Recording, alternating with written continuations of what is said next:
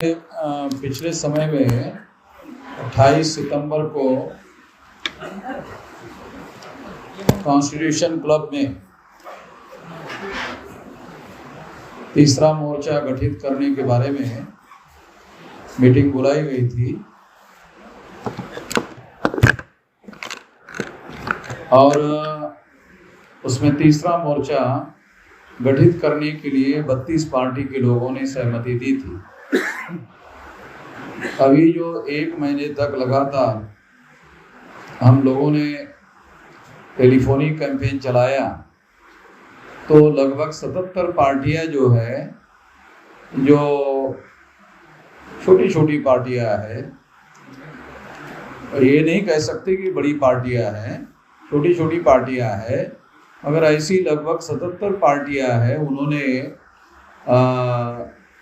तीसरा मोर्चा गठित करने का स्वागत किया और उसमें सहभागी होने के लिए इच्छा जताई और उसी के संदर्भ में आज ये दूसरी मीटिंग यहाँ पर राष्ट्रीय स्तर की बुलाई गई। अभी नवंबर माह में और तीसरी मीटिंग बुलाई जाएगी और चौथी मीटिंग में इसका मुकम्मल ढांचा दिसंबर माह में घोषित हो जाएगा, ताकि 2023 में ये गठबंधन का एक आकार और स्वरूप जो है वो खुलकर सामने आ जाए, ताकि 24 में हम लोग सारे देश भर में इसके नाम पर बड़ी रैलियां करना चाहते हैं, प्रदेश लेवल की रैलियां करना चाहते हैं, लाखों की रैलियां करना चाहते हैं और इसको संगठित रूप से ये सारा कार्यक्रम हम करेंगे। इसके साथ साथ ईवीएम के मुद्दे पर भी इसके द्वारा ये लड़ाई आने वाले समय में लड़ी जाएगी, क्योंकि ईवीएम जो है ये निश्चित रूप से एक बड़ा रोल प्ले कर रही है और इस वजह से ईवीएम का भी मुद्दा अभी 26 नवंबर को बड़ी रैली जो है दिल्ली में की जा रही है चुनाव आयोग के विरोध में। तो यहाँ पर हम लोगों ने दूसरी बार जो मीटिंग हुई उसमें कई रेजोल्यूशन पास किए गए हैं, कई प्रस्ताव पारित किए गए हैं और एक बड़ा प्रस्ताव ये है कि ये जो बहुत सारे नए दल हैं जो इसमें शामिल होना चाहते हैं उसको शामिल करवाने के लिए सहमति बनाई गई है। इसके साथ साथ सारे देश भर में रैलियां करने के बारे में भी सहमति हुई है। इसके साथ साथ हम लोग ईवीएम के मुद्दे पर भी लड़ाई लड़ने के लिए सहमत हो गए हैं और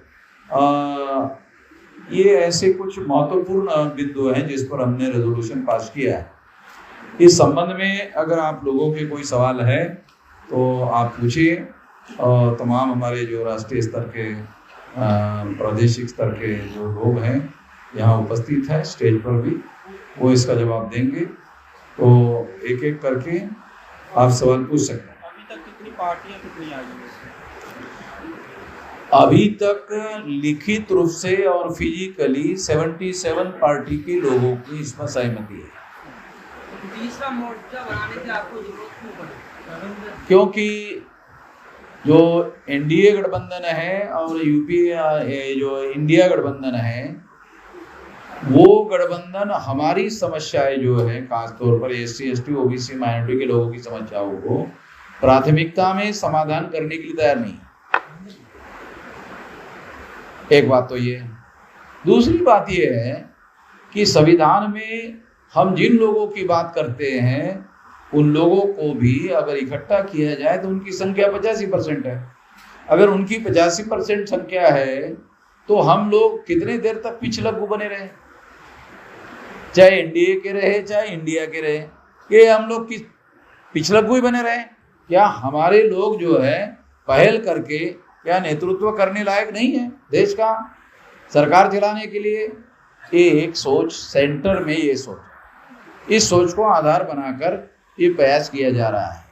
अभी जैसे यहाँ मीटिंग हुई वैसे आने वाले समय में 25 राज्यों में स्टेट लेवल की मीटिंगें हो, ताकि स्टेट के अंदर जो छोटे छोटे और दल है उनको भी इकट्ठा किया जाए। हमारी जानकारी में 7-8 दल जो है ये राज्यों में है लगभग ऐसी जानकारी 7-8 दल है। अगर 8 दल मान ले और 25 राज्यों में 8 दल मान लो तो ये तो लगभग 200 पार्टियां हो जाएगी। चाहे छोटी छोटी पार्टियां हो, मगर ये 200 पार्टियां अगर इकट्ठा होगी तो इसका सिग्निफिकेंट असर तो पड़ेगा, ऐसा नहीं कि नहीं पड़ेगा। और हम लोग ये सारे लोग मिलकर मिनिमम 200 और मैक्सिमम 400 सीटों पर चुनाव लड़ेंगे। आपके पास 200 पार्टियां मतलब वोटर नहीं है। हाँ, आपके पास पार्टियां बहुत हैं। ये वोटर है ये नहीं है तो रिजल्ट पे पता चलेगा। बराबर है आपका सवाल, मगर हमारे पास वोटर है या नहीं है ये तो चुनाव में पता चलेगा। वोट नहीं है हमारे मतलब पास। राहुल गांधी भी आपकी समस्याओं की बात कर रहे हैं, कह रहे हैं जाति गणना कराएंगे, पिछड़ों को अधिकार दिलवाएंगे, तो उनसे क्या दिक्कत है जब बोल रहे हैं? वो उसके बदले में उनको प्रधानमंत्री बनाने की बात कर रहे हैं कि आपको हम गिनती कर लेंगे, इसके बदले में आप हमें प्रधानमंत्री बनाओ। यहाँ हमको ऑब्जेक्शन। राहुल गांधी को प्रधानमंत्री करने का राहुल गांधी ये नहीं कह रहे ना 52% लोगों की गिनती करेंगे और 52% का ही प्रधानमंत्री बनाएंगे, ये नहीं कह रहे, केवल गिनती करेंगे। बोल अधिकार देने की बात कर रहे हैं। इससे हाँ, मतलब गिनती करेंगे। 75 साल के बाद भी गिनती ही करेंगे।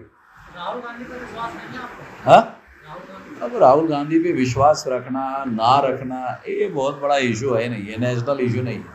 अगर कांग्रेस सरकार में खड़गे साहब को प्रधानमंत्री पद का उम्मीदवार घोषित कर देगी तो क्या आप चुनाव नहीं लड़ोगे? चल तो फिर राहुल गांधी को पूछ लो, कंफर्म कर लो। अभी तक राष्ट्रीय अध्यक्ष तो बना लिया, अभी तक रेजोल्यूशन पास नहीं हुआ कि खड़गे जी प्रधानमंत्री बनेंगे कागज में। अगर ऐसा होता तो क्या किया? अरे अगर होता तो नहीं होता, ये तो जरतर वाली बात है। आप ऐसी बातें कर रहे हो, ऐसा हुआ तो क्या होगा, ऐसा नहीं हुआ तो आने दो ना।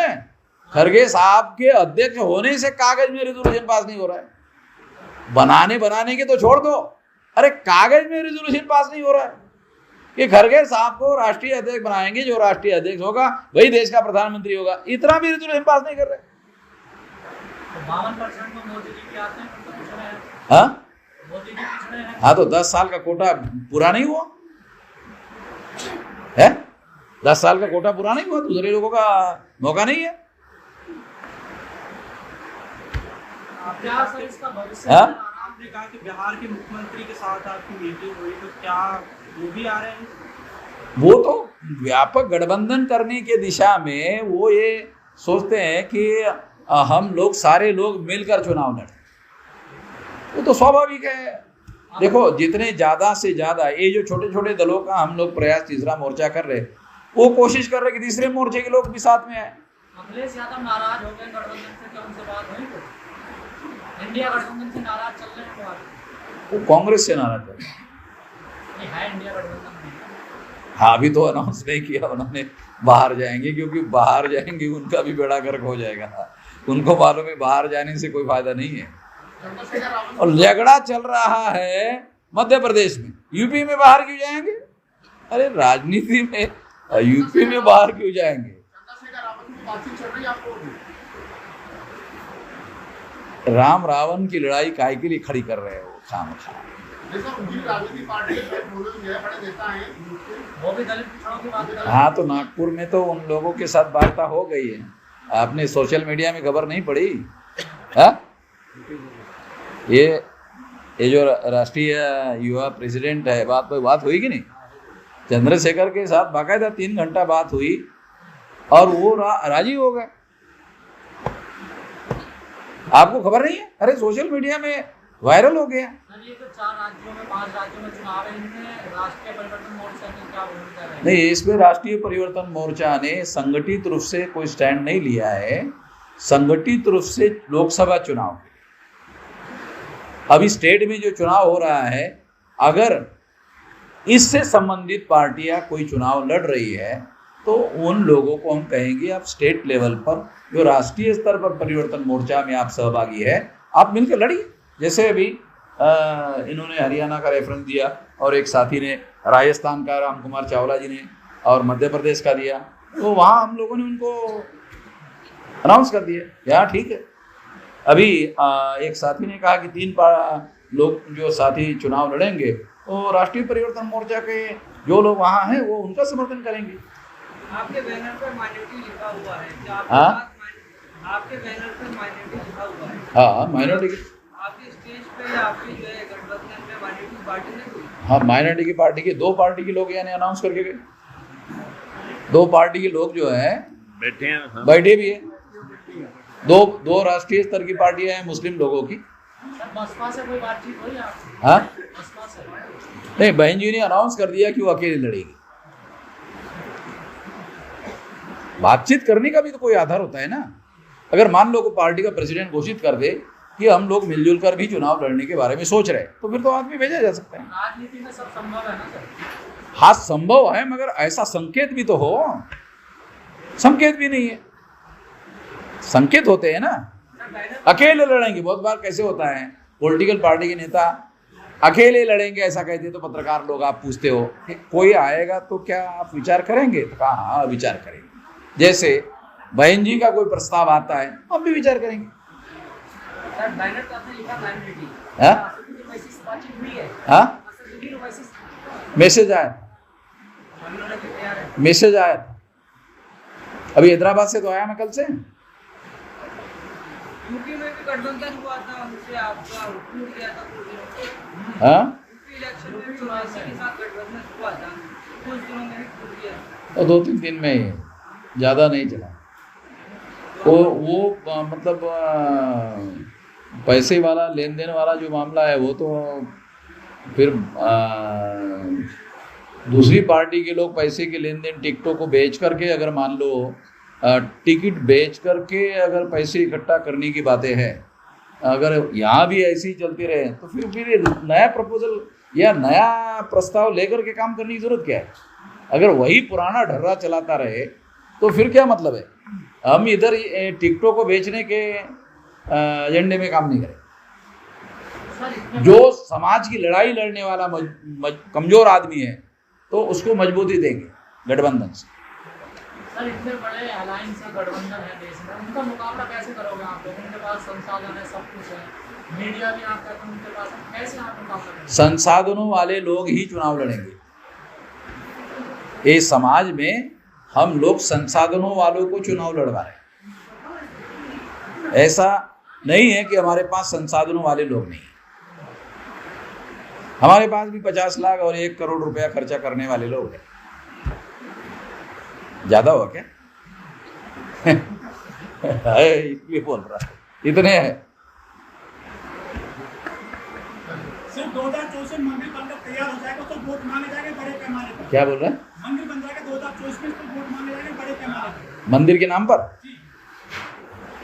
यकीन है उनको? मंदिर के नाम पर दोबारा लोग वोट देंगे?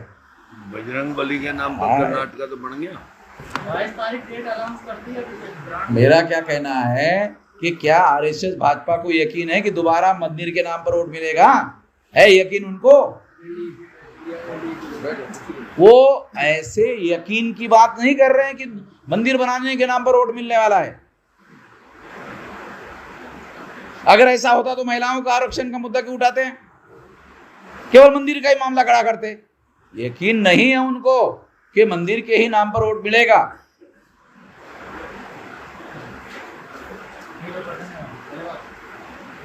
ठीक है, हो गया? हो गया। ओके, ठीक है, धन्यवाद।